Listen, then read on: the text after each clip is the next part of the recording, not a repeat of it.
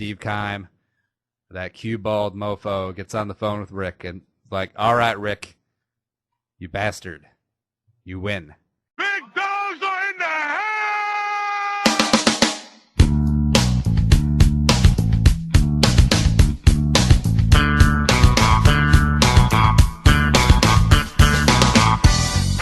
Hey! The 84 jersey's out, man. I think this is going to be a fun ride. Bye, Felicia. Inside the lane, Parise left over. Taken by Parks! Oh my goodness! Where did he come from? Behind the back jam by the big team. This is not Detroit, man. This is the Super Bowl. Ain't nobody got time for that. Practice like this?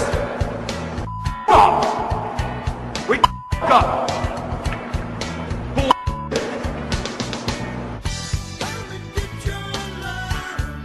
Straight cash, homie. And boom goes the dynamite. Clocks are bullshit, so. Home run! Welcome back, Lou Cow! Welcome back to Thunderdome for yet another I told you the Wild were going to win, just have faith, the arseholes edition of Andy Must Die, Minnesota Sports Talk. Kind of. I'm your not-so-humble co-host at Andy Carlson Show on Twitter, riding shotgun with a partner in crime, a woman who gets more clicks than Snowflake Nelson, at Murphy and Andy. Hey. Hey. Hey. Now, I need to credit you because I had no idea who Snowflake Nelson was until you brought her up like 3 weeks ago, and you've changed my life. And why have I changed your life based on that? Everyone loves one of us, hashtag one of us story, right? No, she's annoying. Fine. Speaking of annoying, we're on Twitter at Andy Must Die. The website is andymustdie.com, as well as a special intro tonight. We're on the live stream on purpleftw.com/live, and I'm testing out all the kinks and all the doohickeys for the 5-hour first round draft live stream on Purple for the Win and Vikings territory. It's going to be great. I'm pretty excited for that. That's going to be awesome. I think I might run out of things to say. Probably not. I'm just kidding. Well, you have so many people coming on, though, right? I do have a cavalcade of people, but I also have about 2.5 hours where I'm just sitting by myself like it's, what's that movie? Castaway. Yeah, it's going to be like Castaway. I've never seen that movie, but I think I get the reference. I'm going to be like Wilson, but no, I have it all blocked out, so this is where I talk about what Rick Spielman's done in past drafts, and this is what I talk about these various little players as they go off the board. It's going to be exciting. Woohoo! Also as a woohoo moment, your boy, your man, your bae, your boo, your home slice, Andrew Wiggins, Rookie of the Year. Yes, and he deserved it. I mean, there was nobody else that was going to win that. I mean, he's so awesome. But I mean, personally, my bae on the Wolves is Shabazz Muhammad. Like, I love that guy. But if we're talking just like pure talent and the guy who's going to take this team to where it needs to go, it is absolutely Andrew Wiggins. He's amazing. Now, Nerlens Noel was making a late push for that Rookie of the Year. Yeah, he was. Yeah, sure. Fine. Well, we have a jam-packed, way too full show tonight. A little bit of hockey, and then there's a sort of small little event that's going on tomorrow. What's it called? The NFL draft day? I was just really excited when I woke up this morning and realized there was only one more sleep, because that's how my daughter at least counts like her excitement for like what's coming. She counts them in sleeps, like nights. Mm-hmm. So for me, it was one more sleep and then no more mock drafts. Well, what's the deal and your hatred for mock drafts? I have read so like everybody and their goddamn mother does mock drafts. It's like, you know why they put them up? It's because you clicked on them. No, I didn't. I purposely will only, I only really clicked on like a dozen because it's so just, it just reeks of, we are so desperate for anything NFL related that everybody's going to do a mock draft. Like even you did a mock draft. I only do one a year. That's my thing though. But I mean, I'm saying, like, how many have you read though? Actually, not too many. I'll read guys that I respect, like Matt Miller, Dane Brugler, Arifs, and that's about it. But I mean, you agree that like literally everybody who's on Twitter puts out a mock draft. Mock draft 95.792. Right. Yeah. I have no idea what I'm talking about, but read my mock draft. And we'll get to that because, like Di alluded to, I do one mock draft a year, and it was a doozy. But we'll get to that. First off, though, let's get to some Minnesota sports news and sound drop, and come on. Minnesota sports news. Dun. So there's this team that glides around on the ice, and they beat the Blues in 6. Even though we got a little flack from last week of the whole talking. I told like you not to do that. Well, who knew that Devin Dubnyk was going to give up 6 goals, but really 5 were on him, and Kemper gave up 0 goals, by the way. Just want to point that out. 9 saves. Hello. But the Wild recovered from that game 4 debacle, won in St. Louis, and then closed it out Sunday afternoon at the X, 4-1 win over the Blues. Zach Parise, your man, leading the way. With the Hattie. Yeah, I've never seen a hat trick before. That was actually very exciting, though. You wait, what? You've never seen a Hattie before? I don't watch a lot of hockey. You need to. You need to change that. Well, like, pronto. Now, is it customary to everyone throw their hat? Yep, throw your. But for me, like if I like my hat, which generally I do, I'm not going to throw my hat. I think mostly it's like drunk guys in their early 20s that like just throw their hat. I mean, that's what I think. Because like I wouldn't personally throw any of my hats. Well, it's because your hats are probably cost like 3 figures, and you also have like their own special boxes, you know, those cardboard cylindrical things. No, they don't. My hats don't cost that much. I have a lot of them, but no. I mean, even like, you know, my just whatever Wild hat that I paid, you know, $18 for. I'm not going to throw that on the ice. No. Now, what's the most expensive hat you have? How about that?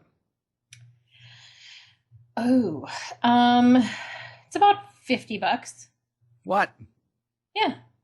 That better be made out of like rhinoceros tusk and blood diamonds and I don't know, like white truffle. I went with my husband to this fancy hat shop when he was looking for some hats, and they had some women's hats Lids? there. And was it Lids? I found one that I liked. It was like $50, and he's like, "I'll buy it." Okay. Was it Lids? Was that the fancy hat store? It was not. Oh. It was not at the mall. Oh, fine. First playoff series closed in Minnesota history. That includes the Wild and the North Stars, so that's something. Well, yeah. Well, I mean, that's kind of cool, though. Yeah, I mean, it is. It's cool. Fine. And now I'm going to start saying move on to face the Chicago team for the 3rd straight year in the row in the playoffs. And Chicago recently dispatched the Nashville Predators, who were garbage. I really want to play Nashville because from what my Rubish understanding is that Nashville was terrible. Oh, we would have rolled them. I mean, we would have taken them in 4 easily. But you know what? I don't want to have the easy road.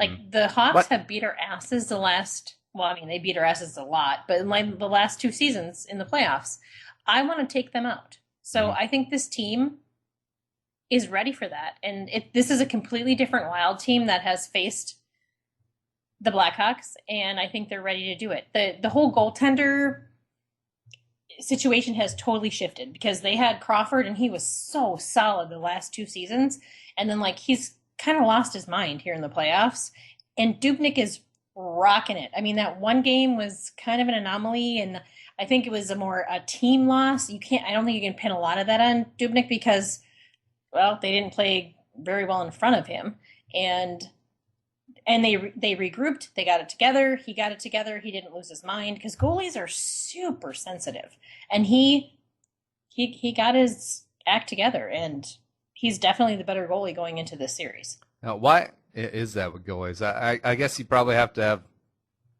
a little bit of a screw loose to begin with to be in goal. Well, I mean, if you are willing to, stand in the net and take shots at, whatever miles per hour those shots are firing at you, and Six. you have padding, but it's not enough. I think just by and large, goalies are kind of batshit crazy. This all goes back to my fat guy should be goalie theory. No, tall guys. Tall guys are good. Short guys, not so much. But tall guys, yeah. Well, I feel like if you're tall, though, it'd be hard to, get down. And plus, that thing where the goalies have to have their legs completely flat so they don't get five-holed, that's a term. It is a term. Yeah. Like, I'm impressed. like shins against the ice. Like, I could see that being difficult for a tall guy. But Dubnik's tall. I think he's like, God, is he like 6'5"? I mean, he's a big goalie. You want someone that's going to take up space, but at the same time, you need someone who is very agile. And sometimes, like fat guys are not. So there's that. Yeah, because fat guys you just pop them in there. Oh, how far can the goalie go into the goal, the actual net? That I don't know. Right. I mean, I think they can go. Because if they can go, like, if you can put a 400-pound goalie and they're back fat, like, into the net. So basically, you have a nice hermetic seal around the posts. Why wouldn't you do that? Just have the guy, the fat guy, sitting, cross-legged or. You know what? Recruit sumo wrestlers. Oh no! Get him a pad and put it on his ass so that he can actually sit like comfortably, because he's gonna be sitting there for 60 minutes. No. Fine. But, all right, so what are your predictions for this upcoming series? Because this is, going to be pretty big. And I'm actually really surprised that a lot of the Wild fans that I follow on Twitter don't really have the animosity towards Chicago that, you think that you would if they've knocked you out of the playoffs 2 years in a row, kind of your in-division rival and so forth. Well, I guess I'm surprised too. I mean, I have respect. I did not have a whole lot of respect for the Blues. I mean, they played some pretty dirty hockey. I respect the talent that the Blackhawks have. I mean, they have some amazing players, but I have hated the Blackhawks since I was, 10 years old, because I still remember, when they played the North Stars. So I'm guessing maybe some of that is just younger fans that don't understand the rivalry or don't appreciate that. But I mean, I hate the Blackhawks. Like, I absolutely hate them. And quite frankly, so here's my prediction. I'm going Wild, win the series, but it's going to take 7 games. I think it's going to be an entertaining series because the Wild play fast. From what I've seen of the Blackhawks, they play fast too. So I think just overall, it'll be good hockey. Oh, it should be very good hockey. Now, Kane is fully back, right? Well, I mean, I think they brought him back sooner than they probably should have, and I think they realized that in the series versus the Preds. But whoa. What? Adrian just got traded. Shut up. No, I'm just kidding. Anyways, proceed. You suck. Now you've probably jinxed that too. No, I still think that's coming tomorrow. I'm excited to have that on record for posterity. Anyway, sorry. Go ahead. We'll get into that after we talk Wild. Stop, throwing roadblocks up. I think Yo still has a dip in. I don't care what he does, because right now he's lights out, and this team is lights out, and I feel like they can go all the way. I mean, I'm very cautiously optimistic, but I'm pretty optimistic. Yeah. Suck it, Badger Packer fans. You ain't got a hockey team. Eat it. Right. It's like they're a cold state. Like like we talked about, like hockey shouldn't be where it's hot and you can't play outdoors. Wisconsin is cold. Like you can play hockey outdoors. Why don't they have a professional team? Because they suck. I don't know. You think that if they put a team in Milwaukee, that they would be able to draw more than Carolina or Florida, right? Have you been to Milwaukee? I understand that Milwaukee's basically Chicago North, but they do have the Bucks, they do have the Brewers, so they have two of the four major sports teams. It's still Milwaukee. The Packers used to play half their schedule down there in like the 80s, and actually I think 90s too. Still sucks. Fine. Milwaukee sucks. So we're not getting the Milwaukee Board of Tourism as a sponsor. That's perfectly fine, though. Yeah. Now, but would we want them? Seriously? Well, who do you want in the conference finals if the Wild, knock on wood, are able to get by the Blackhawks? Oh, I haven't really thought about that. Because you said you don't want to make this easy, so why not bring the Ducks, and then why not bring the Rangers in the finals? Because they're both really, really good. You said you didn't want to make this easy. I know. I don't want either one of them. They both scare me. I think the Ducks scare me more than the Rangers, quite frankly. Why? They're just more lethal. They're just more of a complete team. And they play in a warm state, so go figure. Yeah. But, they had all the movies, so there you go. Yeah, I don't know. But I'm just excited to be on the bandwagon of a team that actually has a chance to win. I mean, it's kind of fun. Oh, yeah. I mean, come on. I mean, we still have the Lynx. We can always rely on the Lynx. I don't know, as long as we don't trade for Brittany Griner. Oh, we can talk about that later, too. I mean, it's just sad. But it just does go to show that there can be domestic violence in any type of relationship. Well, and it bothers me that there's not the same accountability for women as there is for men, and that's wrong. I agree. And see, there wasn't even the level of outrage that Hope Solo had when she was accused. I don't even know what came out of that trial of like beating her nephew and then her sister or something like that. Right. Yeah. And quite frankly, she didn't get near the coverage or the outrage that the AP thing got. I mean, it wasn't even close. And some of it is not enough people follow women's sports. So, I mean, the NFL is the biggest followed sport, professional sport. Thingy. Right, sport thingy. And so that's why, I think the women's thing kind of falls under their radar or flies under the radar because it's just not, they don't have the following that or fan base that the NFL has. Speaking of the NFL. Yes. Smooth segue. Did AP get traded yet? No, let's talk about some happier things, though. What did you think? All right, so two-part question. We'll start with Spielman first. What did you think of his non-committal press conference? Because all the Adrian zealots were out in full force, but like, yes, he came out and said it. He's not getting traded. But it was all Rick speak. It was all hedging his bets. He said it was basically the Percy Harvin thing. We have no interest in trading Percy Harvin. That's what he came out and said. And then, a few days later, we traded Percy Harvin. So he said absolutely nothing. And I don't know why people are so surprised because this is what Rick does. And I respect him for it. Well, why wouldn't he? I mean, why would he say, oh, we'd like to trade Adrian? You don't tip your hand like that. In Adrian and his agent are doing the same thing. The whole thing with him coming out, was it today or yesterday when he said, or I think it was today, where he said, it'd be nice to play for in Dallas.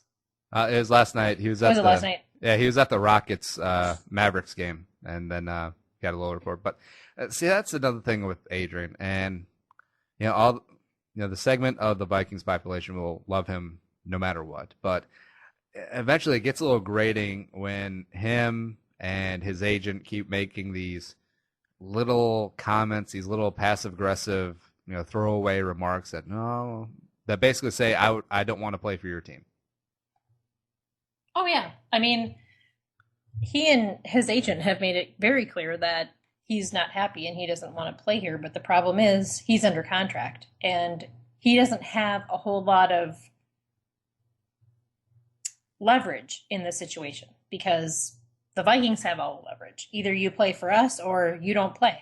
And they're not going to trade him for a second or a third round. I mean, he's He's one of the greatest running backs to ever play the game. He's a future Hall of Famer. They're not going to just be like, oh, yeah, we'll take a third-round pick for him. Sure, no problem. Well, you're talking about his past achievements. We're talking about present and future value, which I do think there is some, but it's definitely like he ain't coming out rushing for 2,000 yards next season. Well, no, you have to take into consideration the abuse his body has taken, the surgeries he's had, and his age, and the fact that he hasn't played in a year. I mean, those are all big things. But if anyone could come back and have a big season after all of that, it would be him. Yeah, lost in all this, the fact that in September, once he laces him up, because he's not going to play in preseason probably because he's Adrian, that he'll have played one professional football game in 20 months. And we kind of forget that St. Louis game, because I was looking back at my notes from the recap episode that week. Adrian looked a little hesitant against that Rams defense. Like, he wasn't hitting the holes as fast as he used to. He was stepping out of bounds where he would usually put down his shoulder and drive through people. Yeah. Well, I would just like to say that you're not exactly helping the trade value of Adrian Peterson with this take here. Adrian Peterson will rush for 3,500. I don't even think it's that hot of a take. I mean, no, it's not. I'm just teasing. It's just funny. I do get some flack from people on Twitter for being a hater, but I don't really see it hating. I see it being realistic. Sorry that I don't think. Actually, I had like a sarcastic streak this week. I know it's weird, but it was like, all right, so if Adrian is a Viking in 2015, we have to get 2 years of value out of him in 1 year. So let's give him 800 carries. Come on. Well, you just break him. I mean, DeMarco Murray him. Whatever carries DeMarco got last year, double it. Right. Whatever you can get out of him, ride him into the ground, and then be like, whatever, we got what we needed. That's cool. All right. Now, what do you think about the much rumored deal that Tampa has on the table of the number 34 pick? I believe it's a 2016 third-round pick, and cornerback Jonathan Banks, who started had a decent year last year. I think he's a second-year guy or something like that for Adrian. What would you think about that? No. It was Jonathan Banks. Nope. Jonathan Banks is the next Revis. I'm not entirely convinced of that, actually. He's a stud. Oh, he's a stud, but and we definitely need help. I mean, that's a position we could certainly use an upgrade, but I don't know. I say no. All right, well, let's get into something sexy. Slide into something sexier, which is a mock draft. Now, are you excited to hear my mock draft? Because I'm excited to tell you about it. Well, I looked at your mock draft, and I was pleasantly surprised. So, yeah, I'm a little excited. So it's a complete spoiler alert. 2 major Vikings get traded, and we end up with 3 first-round picks. So I'm not going to go through every pick, but I'll hit the highlights. Jameis goes first to Tampa. YOLO. Tennessee trades up to number 2, takes Marcus Mariota. Oh, no, San Diego, trades Phillip Rivers to Tennessee for Marcus Mariota. It would be embarrassing if Tennessee traded up to number 2, although they are the Titans. So then we get to number 11, and there's a certain player that I think would be a fantastic fit in New Orleans, has been tied to the Saints, and Rick gets on the phone. Saints GM Mickey Loomis be like, hey, let's do some business, you jerk. All right, so then New Orleans trades their 2 first-round picks because they have number 31 from Seattle in the Jimmy Graham trade, 13-31, to Minnesota for the number 11 pick, number 45, which is our second rounder, and 137, which is the 5th. And New Orleans takes Danny Shelton, the big D-tackle / 3-4 DN from Washington. It's huge. Number 12, Cleveland goes to Devontae Parker. Poor Devontae Parker. R.I.P. He's done. Sorry, Devontae. Yeah. I'll say a prayer for you. Number 13, we stay put, and with the Saints pick, we take Marcus Peters, cornerback out of Washington. What say you, Di? I don't hate that pick because we definitely need an upgrade at cornerback, and Peters, I like Peters. Mm-hmm. Actually, I like Peters better than Wayne's, so that works. But Di, everyone and their mother has Troy Waynes mocked to the Vikings. I know, but you know what? Mocked 95.6. I don't like it. Yeah. I don't want him. I don't. Of course, because I'm I want Vic Beasley. And I realize that he's not going to be there at 11. And I realize the Vikings are not going to trade up to get him at, earlier. Mm-hmm. But damn, is that a sexy pick. I mean, could you imagine him and Barr, Griffin, Smith? I mean, that would be a dirty defense. I mean, like, they would kill people. There'd be bodies everywhere. See, I would actually be fine with Fowler, Beasley, Bud Dupree, even as far as like those edge combos of you just have some guy with raw physical skills like Anthony Barr last year, put him in Zimmer's defense, and then maybe immediately, maybe 2-3 years down the road, that'll be redonkulous. Yeah, but Fowler's going to go earlier than Beasley will. So I mean, that's I don't know. You have him going third, dude. Yeah, well, that's what but some experts are saying, well, Dante Fowler is only the 4th best edge rusher in this year's draft. It's very possible. I wouldn't mind Bud Dupree, though, because Daniel Jeremiah, he does a podcast, Alpha Network, former scout, all that stuff, compared him like raw physical talent-wise to an Everson Griffin. So imagine this. 3rd and 7, Jay Cutler or Aaron Rodgers is chilling back there, and you got Anthony Barr and 2 Eversons coming at you. Okay. Bye. Right. I hope you have a living will. Oh, I'm sure he does. All right, so moving on here, a couple more key picks. Tennessee, with the pick from San Diego, takes Todd Gurley at 17. Kind of a big deal. And 23, Detroit takes Melvin Gordon, running back out of Wisconsin. So the top 2 running backs are off the board, right in front of number 24, who is Arizona. Steve Keim, that cue-balled mofo, gets on the phone with Rick and like, all right, Rick, you bastard, you win. And he pulls the trigger, sending number 24 and strong safety second-year man Deion Buchanan, number 27 pick last year, who's good, but they're in win-now mode. They're all in. And we trade Adrian, a 2016 third, and 2017 fifth, and we get it done. And then we take – now, this was mocked a couple days ago. Of course. And now the La'el Collins thing, he doesn't sound like a person of interest, but I could see why that's – all right, so if you don't know, if you've been loving under a rock, so La'el Collins' ex-girlfriend was found murdered, shot to death. It's very unfortunate. She was pregnant. They were able to save the baby last I saw. And La'el Collins is taking a paternity test. He's not attending the draft. It's it's a very sad story. And from a football perspective, it's kind of a mess. I have no idea what's going to happen with the draft stock. I'm sure the GMs are on the phone 24/7, up to the draft, trying to figure out any sort of information on it. But I had the Vikings taking La'el Collins at 24. And I think that's off the board. I think La'el Collins drops significantly after this. If the kid has nothing to do with this, I feel really bad for him because this is going to hurt him. But I did the math, and they said, the last time he had physical contact with her was in September, and she was 8 months pregnant. And if you do the math, there's a reason they want to talk to him, basically. And I mean, he's doing the right thing by leaving. He left the draft in Chicago and flew out to California and is handling this, which is great. He's not, trying to shirk it or dodge it or whatever.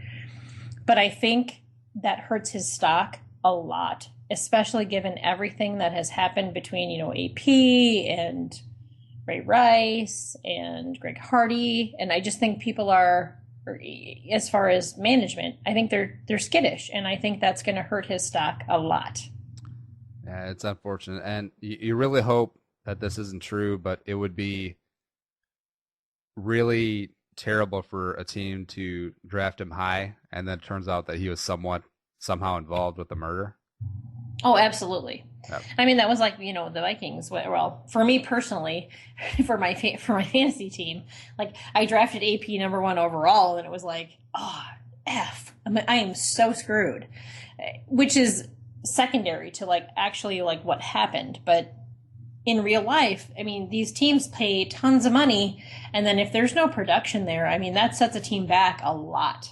I mean, look at the Browns. I mean, there were so many Vikings fans that were like ready to slit their wrists because the Vikings took Teddy Bridgewater instead of, Johnny Manziel. And now look at it. I mean, Johnny Manziel's a freaking circus. And I'm not saying he can't get it together and be a quarterback in the NFL, although I seriously doubt it. I don't think he has the work ethic or what it takes between the ears to actually do that. But, going through rehab and everything, I would give him a chance. But I don't think it's there. So, yeah, I mean, there's so much. I mean, I don't know. The Collins thing is freaking everybody out, I think. Yeah, it's really unfortunate. But moving on real quick so we can get this mock in. So, Peters, Collins, I figured we had 2 solid first-round picks in the bag. We still have 31 from New Orleans. And I took a shot on what could be the best wide receiver in the draft. Dorial friggin' Green Beckham, wide receiver out of Mizzou / Oklahoma. And, the Vikings, late-round pick, troubled wide receiver, seemed to work out in 1998. For a while. But I will tell you this. I don't hate that pick at all, actually. I don't hate it at all. Huge upside, which is the buzzword of the draft. All right, so you had Max Williams going 32nd? The Max and Gronk show, baby. Because New England showed how deadly they were when Hernandez and Gronk were together. I just realized that was a very poor choice of words. But when Gronk and Aaron Hernandez were both on the field, that was a matchup nightmare. And, Bill Belichick is going to come back. Yes, they have needs in the secondary, but, YOLO. Give them the Ginger and the Gronk, and they're off to the races. I mean, as far as, I think I've watched, we've been Gopher football season ticket holders for years, and I love Max Williams, and I did not want him to go to like the Packers or the Lions. I mean, so yeah, send him to New England. Brady's got maybe 1 or 2 more years left in him. Good for the kid. He'll learn a lot. Hopefully he doesn't go partying with Gronk, and hopefully he stays, clean and, on the right path. So did you look further and this is just from a University of Minnesota football player stance, where you think David Cobb might go? I think he's going to get scooped up in the 3rd. I really do. In my mind, and I had him. That's because he pulled up lame in the what's it called? What, the combine? Yes, the combine. I don't think it's that big of a deal. I mean, scouts and decision makers, make most of their decisions based on game tape, or at least they should. I mean, the combine is just for, checking boxes. And in my mind, I actually had him going ahead over the Vikings pick at 73, which we'll get to. So that's why. Otherwise, I would have picked him over who I ended up picking. Well, I can see him going late 2nd round. I can. I love this kid. I mean, I have watched him much like I wanted Brock Vereen last year. Like, I wanted the Vikings to take him so badly, and they didn't. I would love for them to take David Cobb, because I think they still need a running back. I mean, I don't feel confident that Adrian is going to be on this team. Jerick McKinnon is part of the answer. Matt Asiata is not. So I think David Cobb could complement McKinnon, and I think that could be the tandem going forward. Yeah, there you go. Let's see. So didn't have a 2nd round pick, but wait. Yes, we do. The Vikings trade their 4th round pick, 110, and Cordarrelle Patterson, RIP, to the Chiefs for the number 49 pick, and we take the monster in the middle, the mauler, the guy who's going to wear the green dot in the future, Benardrick McKinney, middle linebacker, Mississippi State. Boom. Yeah, I don't hate it. For me, I wanted Beasley to be that linebacker that they need, but I don't think we're going to get him. So I can see that. I don't like his name. I'm probably going to screw it up many, many times, but yeah, I can feel that. Number 3, third round, number 73, we stay put. Address the running back position. Team up Jay Ajayi, the big-ass pickle juice drinking mofo. Pair him up with Jerick McKinnon, a little thunder and lightning. It's not a one-for-one replacement for Adrian Peterson, but it's a hell of a good start. Yeah, I mean, do you really think he's going to be around that late, though? It's possible. It kind of seems like there might be a run on running backs, especially in that second round. Let's see, Tevin Coleman, David Cobb, Mir Abdullah, Jay Ajayi, David Johnson, all of those 5 guys. Yeah, I'd be totally fine with it. I just question whether or not he'll actually be there at that pick. And the beautiful thing is, he plays on third down and can catch the ball. Well, catching the ball is, so foreign for our number 1 back. So, All right. And no picks in the 4th or 5th round. And in 7th round, we cleaned it up with Shaq Riddick, defensive end out of West Virginia, and David Andrews, center out of Georgia, who cleared the way for Ty Gurley and Nick Chubb. So, yeah, not bad. How many guys in this draft, however, are named Shaq? There's lot. 8 guys named Shaq. And it's really scary, and it makes you feel really old because you know that they're named after Shaquille O'Neal. Right. Who I think is even younger than I am. Yeah. So, basically, with my mock, it was complete outside the box. We traded Cordarrelle. We traded Adrian. We mortgaged 2 future picks, but, whatever.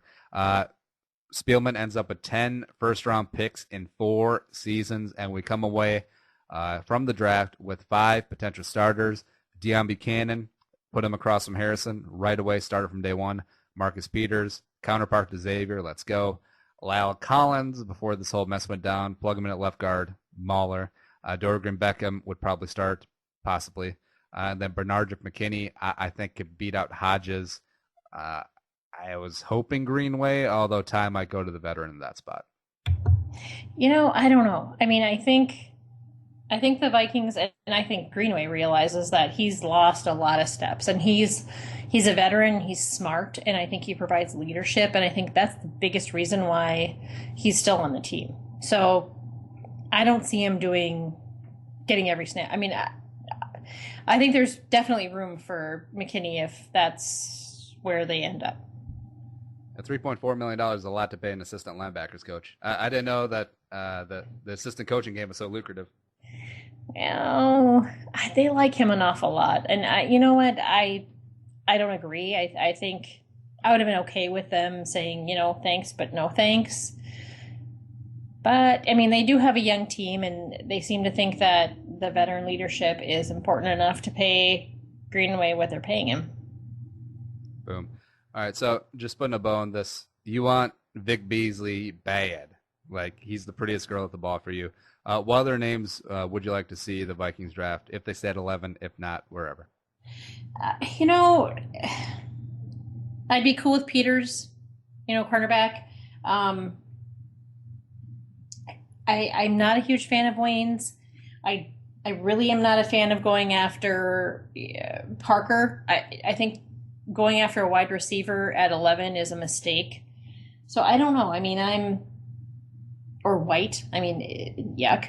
I really want Beasley, and I want him really bad.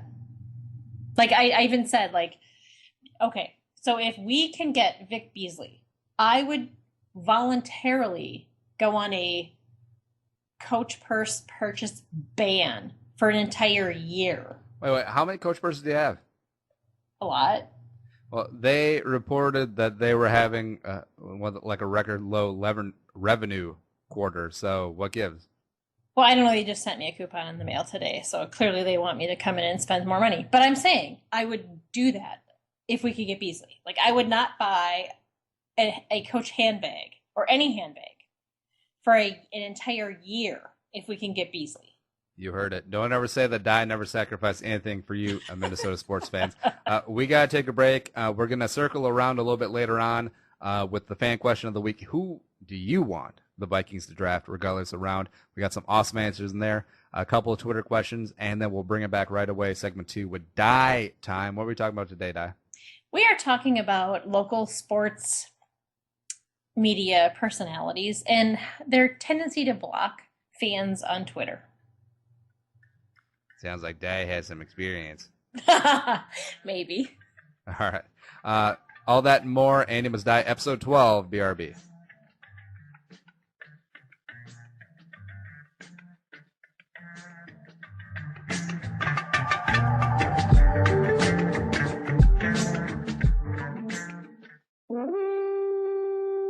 The Purple for the Win podcast is your one-stop shop for the team you hate that you love. That's right. Dedicated to the pain and pleasure that is the Minnesota Vikings. You can find us on iTunes, Stitcher, YouTube for our weekly and bi-weekly mediocrity. And, of course, there's always purpleftw.com. Because, you know, aside from nipple clamps and chains and whips, cheering for the Purple People Eaters is probably the most pleasurable pain you can experience on this planet. So come on in. For the mediocre analysis and the more mediocre humor, purpleftw.com. That's right, purpleftw.com. Straight cash, homie.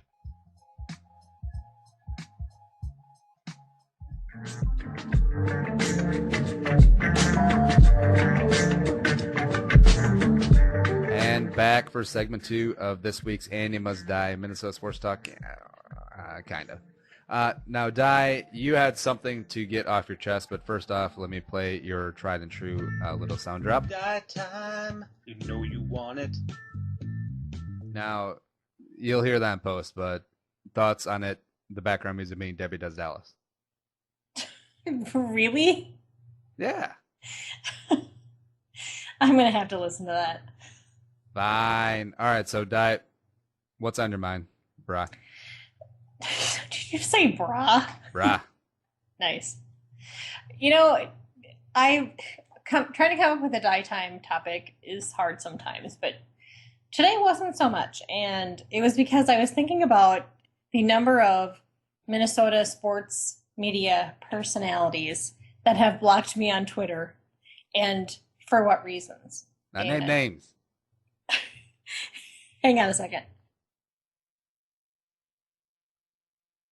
Sorry, had to cough. All right, so I think the first one to ever block me was Patrick Royce from the Strib. Now, how did Royce figure out how to use the block function? You know, on his jitterbug. But here's the thing. So he blocked me for a long time, and then someone tweeted something about him, and I said, well, you know, don't like him because he blocked me. And so he responded, I haven't blocked you. And I went and looked, and I wasn't blocked anymore. And then he started following me. Yeah. And he doesn't follow a lot of people, so I was like, okay, that's a lot of pressure. But then he's actually a really sweet guy. I mean, he comes across as the crustiest, you know, curmudgeon ever. But, you know, I had surgery like a year ago, and he had sent me a message, you know, saying, how are you doing? Are you okay? And he's actually a really nice guy. And I'm sorry to call him out and out him like that, but he really is a nice guy. Now, however, the picture of him shirtless in at spring training, I don't think he really cares. He doesn't. No, he doesn't. Which is the beautiful thing about him. He doesn't GAF at all. Like, that's not.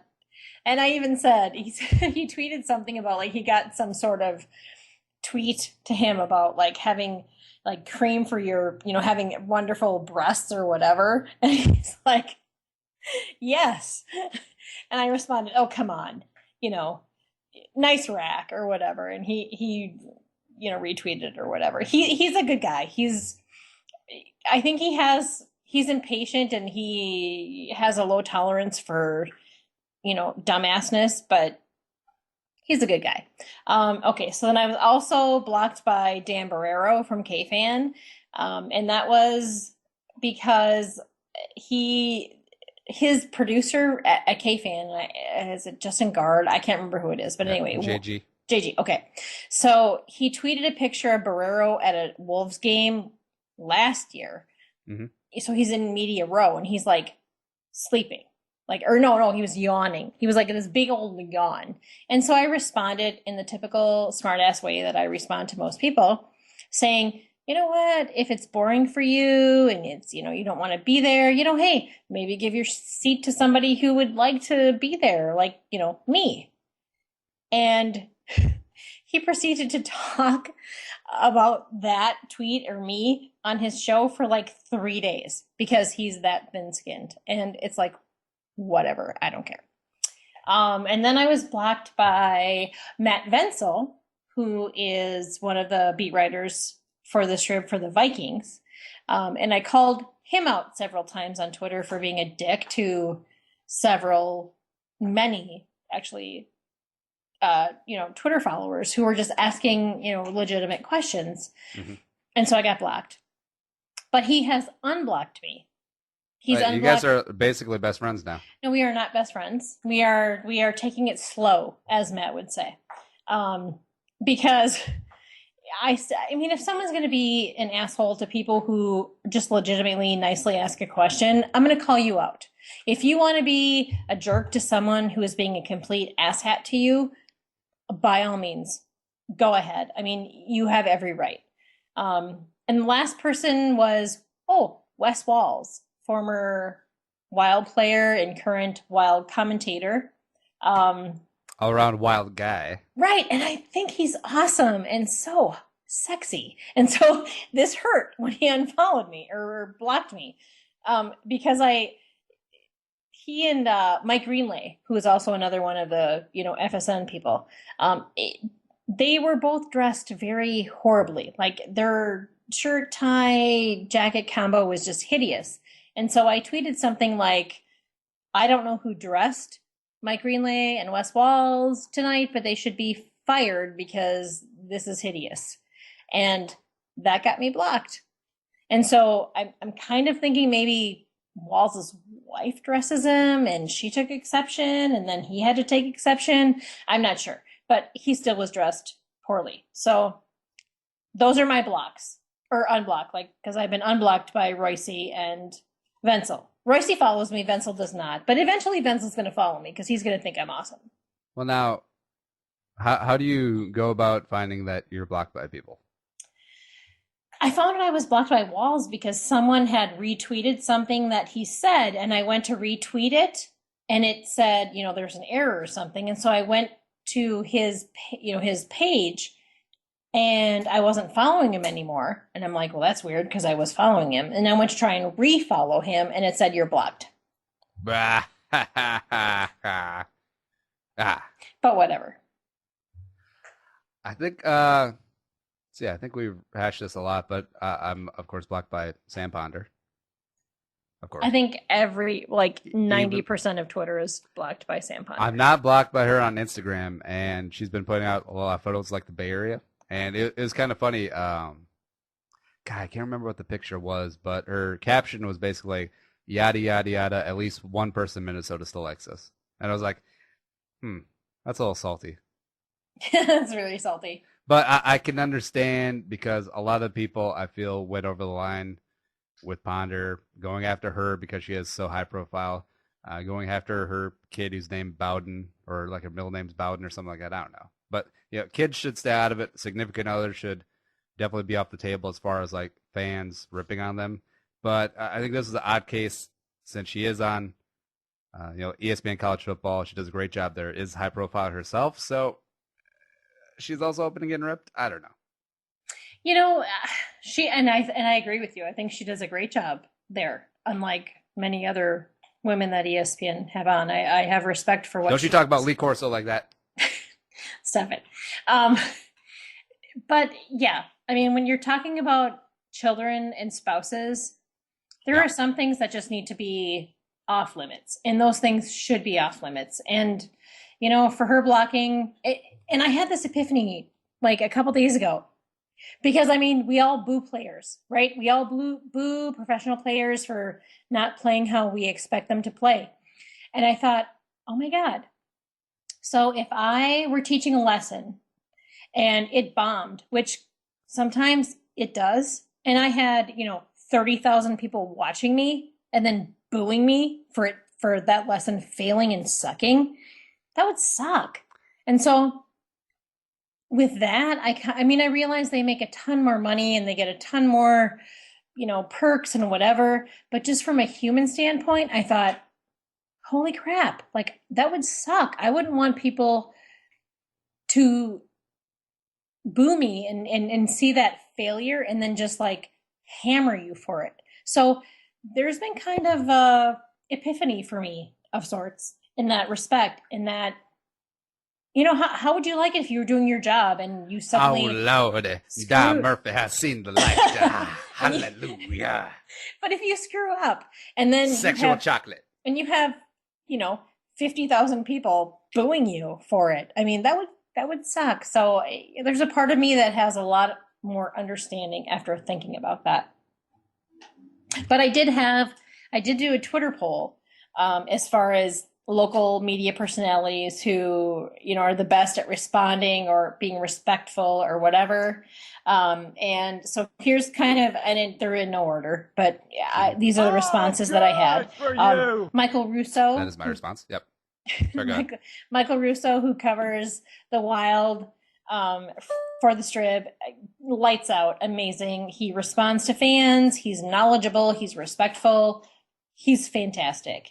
I also had Dave Schwartz from Care 11. Several people said he always responds to whatever they tweet to him. And that's, so the interaction is great. And he's funny. He also has awesome ties. So, that's a thing. Let's see. Mark Rosie from WCCO got a lot of votes for his interaction with fans on Twitter. And let's see. Oh, Doogie, Darren Wolfson, who always responds to me, but he always responds pretty much to anybody. He's fantastic. He has 2 small kids at home, and I don't know how he has time to do it, but he's very responsive and also very respectful. And then the last one was Mike Berardino, who covers the Twins. Twins, Yep, absolutely. And I had several people say that he is knowledgeable, responsive, respectful, and kind of awesome. So there you go. It's funny when you say that they're responsive. It's like you show up at the scene of accidents. Is he responsive? Is Rosie responsive? Yes, he is. Wah, wah, wah. Fine. I have kind of a funny story about Rosen. And all right, so I don't know if this is still true, but it was like a couple months ago, and I was clicking on Rosen's profile for I don't know, for some reason, and that space where it says also follows blah blah blah. Oh yeah. Yep. So there was a certain adult Twitter account that he follows. And I only know that because I also follow that certain adult Twitter account. So, there you go. So maybe it's just like the meeting of the minds. Like we both have very good taste. Oh, I'm sure that must be it. Because it's not like hardcore, like terrible, like snuff film stuff, but it's adult. Well, here's the thing, though. He's bought me dinner twice. You've bought me dinner 0 times. So he wins. Well, he never asked. You live kind of far away. Now, where did he buy you dinner? Sizzler? No, it was at oh god. It was right by the WCCO studio. Damn it, I can't remember. The Loring? Maybe the Loring? The DeLorean? He bought you dinner at the DeLorean. No, the Loring, I said. Oh, that's kind of odd. Now, what is your... All right, so just circling back, what is your policy? If you're a media person, should you just be putting out information, or should you like be hardcore answering every question? Like, should that be part of your job? That's interesting, because I asked someone who is the digital sports editor at the Star Tribune if, Wenzel or Master Tesfatzian or, Russo, any of those guys, if that's part of their responsibilities to respond. And quite frankly, it's not. Their responsibility is to report the news, and anything that they do as far as social media is above and beyond. Mm-hmm. And for me, I think there's a level of responsibility to engage fans. But, if a fan's being a complete, asshat, then no, I would just ignore it. I wouldn't even respond. And I think that's where Matt Wenzel, I got upset with him because he was responding negatively to people who deserved it, but also people who didn't. And I think it just probably gets really old really fast. And, you know, I guess I kind of have a newfound respect for their time and what they deal with. I concur. And I could see this eventually being a job requirement of journalists because it is such a fast way to, I don't know, absorb news. Whereas it'd be so weird if I know there are still some like the old school guys who just show up, see the games, don't tweet, don't Instagram, don't do anything like that, and then just write their columns, and that's fine. But I think eventually the job will expand into all these various forms of social media. All right, absolutely. Yep. Speaking of social media, we got some Twitter questions. You put the lotion on the skin, or else it gets the hose Did you hear again. that? It's like, really? Hi, I'm busy here. Mommy, I got some ashy elbows.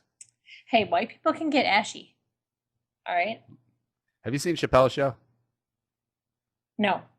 Fine. All right, so real quick, there was this guy at a dice game named Ashy Larry from Marcy Projects, but since you don't get the reference, I'm sure some listeners will get it, because I'm a Chappelle Show connoisseur. But anyways, Twitter questions. First one is from Adam Schall, or Skall. Sorry if I butchered that. Is Spielman lying through his teeth, or do the Vikings really want to hold on to AP? What say you, Di? Okay, so for me, I've always felt like the coaching staff and players want him back, but that the front office doesn't.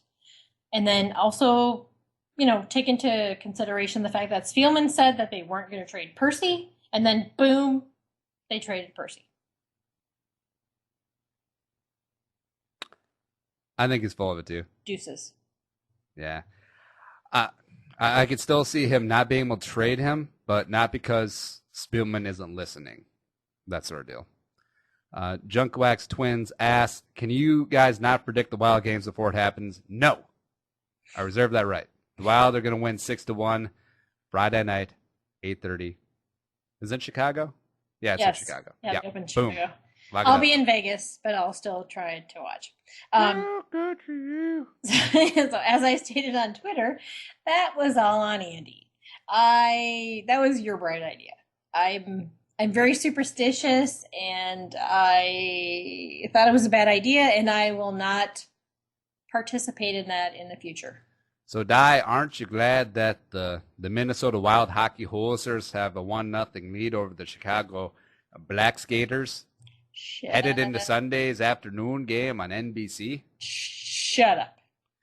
Last Twitter question is from Ted Glover. At what point should the balding guy go with a shaved head asking for a friend? Di, what say you? You know, my husband and I have had this conversation about 10 years ago, and I told him, you know what, you're a good-looking man, and you should just embrace the hair loss. Like, you know, I don't want any plugs or transplants or like weird spray to cover up your bald spot, or, you know, and definitely no toupee. Embrace it. And my husband has, and he's still hot. So there we go. I'm fine. You know what? I have short cut hair, and I'll probably always keep that. If eventually the cavalry does retreat up top, that's fine. I'll still, you know, cut it my normal length. That's fine. I don't think I'll ever like completely pick it. You know, like shave with the actual razors and the shaving cream. I don't think I'll ever go that far. Yeah, and my husband doesn't either, but he does like the super like lowest you can get without actually shaving with a razor, and I'm cool with it. I like it. Boom. Now on to the fan question of the week. Who do you want the Vikings to draft regardless of round? Now, Di, you probably ever read these, but overall, who do you think is going to be the fans' favorite out there? God, I don't know. They're probably going to go Waynes, because that's what all the stupid, quote unquote experts are picking. Yeah, you know what I think happened there is one expert, one like actual legit expert, mocked Wayne's to the Vikings, and then all the echo chamber came in. It's like, oh yeah, evaluator X put Wayne's to the Vikings. Oh yeah, I'll do that too. Oh, yeah, I'll do that too. And now there's 1,000 mock drafts of Wayne's to the Vikings. I looked at like 20 mock drafts of like what you would consider to be, more premium, not, just your average rube. And out of 20, 9 were calling for the Vikings to take Wayne's. So Tommy Gunn, I don't know if that's his real name, wants Cooper and Scherf because Rick Spielman. So now I think he's saying that he wants Amari Cooper and Brandon Scherf. Now, those are 2 guys that are probably destined for the top 10. I don't think Rick can work that much magic. It'd be awesome, though. Well, I can appreciate the optimism, but no. I mean, there's no way there. No. All right. Marco Testar wants Cedric Thompson go for safety late. Yes, I am not mad at this at all. Actually, I kind of love it, and it's kind of sexy. So on board. Woo! I mean, well, we don't need a safety. We got Robert Blanton. As I said, I'm all on board. Woo! We got Essay, Andrew Sendejo. I'm on board. Woo! Sexy. All right, Nick Hassan says the O lineman. That's it.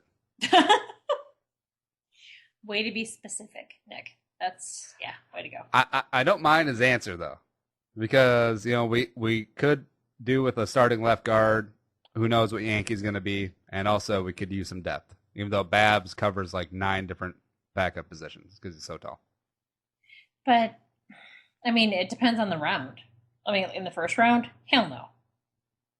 Oh, come on. Like, if Scherf is sitting there at 11, you're not going to be like, all in. I would, but he won't be there. You never know. A lot of wonky things can go down. Todd Gurley might go number 3 to Jacksonville. Who knows? But that's Jacksonville, so, Fine. Don Glover's son requests Devin Smith, wide receiver from Ohio State. Because, of course, Ohio State. Jesus Christ, Ted. Can you please not be a homer for 1 second? Please? I think the Smith kid could be pretty good, but I don't know. Middle rounds, maybe. If we don't take a wide receiver early, sure. Jake Strobel gets very specific. First round, Marcus Peters / Trey Waynes. Second round, Shaq Thompson. Third, Laken Tomlinson. Fourth, David Cobb. Well, I'm good with the Peters pick. He's got high hopes. And, of course, Shaq, of course. And then, Tomlinson's not bad, and I would love David Cobb. I've long said I would love David Cobb. I would absolutely love the picks that he's laid out, except I think the last 3 are all around too late. I think Shaq might sneak into the back end of the first, Laken maybe second, third, and Cobb second, third probably too. Right. All right. Judzell gets hoodie wants Evan Spencer from the Ohio State University, obviously. And then again, there we go with the Homer Ohio State. The Ohio State. No thanks. Did they win the? Well, no, Alabama won the national championship last year, right? Yes. I mean, it's so far away. So far gone. Christopher Aber, I'm going to guess that's the pronunciation, wants Stephon Diggs, wide receiver from Maryland, 3rd round, and if he slips through the 4th, we'd be looking at the SOD, steal of the draft.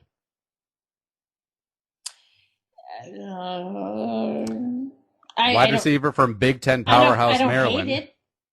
Yeah. I don't hate it. Do you know that Maryland is in the Big Ten? What? Yeah. Really? Yeah, I think the Gophers play them next year. How is that even possible? I just blew your mind. Well, because Maryland and Rutgers. Oh, Jesus. Still, it's like they have completely effed up all of the conferences. They should have left the Big Ten the way it was. The way it originally was with 11 teams. Damn right. Especially with the hockey. Do you have any idea what they've done to the Big Ten hockey? God, don't even the Big Ten sucks. They should have stayed with the WCHA. Right. It's disgusting. God, I hate the Big Ten right now. Nick Byrne puts in for Danny Shelton, the big mountain of a man from Washington. What say you? I don't think, DT is the way to go early on. I think depends on where he thinks they can get him. Yeah, and I've seen some reports. I think Arif's been retweeting a couple of Shelton to the Vikings, which is kind of weird because we're very solid at defensive tackle. Linval, Sharif, Tom Johnson, Shamar Stephen. We're pretty good there. Right, and exactly. Asame Fashanine, the practice squad guy, he's also there too. And Shelton, could he play 4-3 defensive end like a lefty end? Probably not, I guess, but I don't know.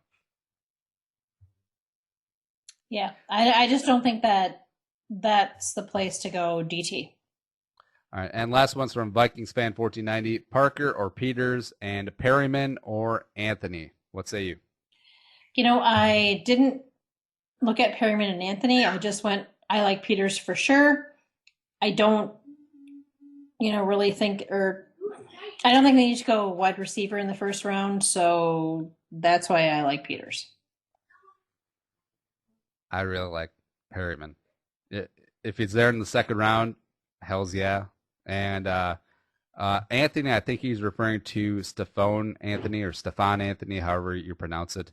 And he is yes, I don't really know who it is. I'm just looking him up now because that's how I roll. He's another inside linebacker from Clemson. So there you go. I really like the Perryman kid. He played at the U, wore number 52, just like Ray Lewis, and is kind of like Bernard McKinney, just another 2-down thumper. He's going to clean up a lot of tackles, and that's about it. But that's fine. We need some attitude. Well, yeah. I wouldn't mind some attitude, but also be able to kick ass at your position. Boom. All right, Di. That's it. All right, so pick one name. Not Cobb, not Peters. Who do you want on the Vikings, regardless of round? For me, it's Vic Beasley. Like I would go on a coach purse ban for a year if we could get him. So that's my man. That's the guy I want. All right, I'm gonna stand on the table for Brandon Scherf, and also Zach Zenner, the pride of South Dakota State, the Jackrabbits. Zach Zenner, running back, the white guy, the great white hope, the great white hype, the pride of Eagan, Minnesota. Roll him up. 7th round. Let's do it. He'd be the next Toby. No, he's coming. Besides, it's a 7th round pick. Maybe we'll hit gold like Shamar Stephen. Well, we could. That's a possibility. Boom. For sure. All right, Di, anything to plug? I believe you're writing something. I am. I actually had the opportunity to interview Todd Stussy, former Vikings lineman, offensive lineman. He was working with his company has produced a fantastic app for fantasy football dealing with analytics. So I'm going to be writing a piece for DN, and not next week because I'll be in Vegas, baby, but the week after. We'll talk about that on Die Time. Oh, hey, well, good luck in Vegas. This is what I got for you. Oh, good for you. You'll hear it later. That's all good. As for me, basically the only thing coming up, live stream tomorrow, VikingsTerritory.com, purpleftw.com/live, and 6 p.m. Central, all the way through pick 32, all the way up to about 11 o'clock. I don't know. Maybe we'll just keep going. Well, I'll be on tomorrow. Yep, I'm going to drunk dial you. Actually, I'll be sober, but you might be a little drunk. It's okay. No, I'll be coming from the book fair for my school, so I'll be completely sober. I don't know. All right.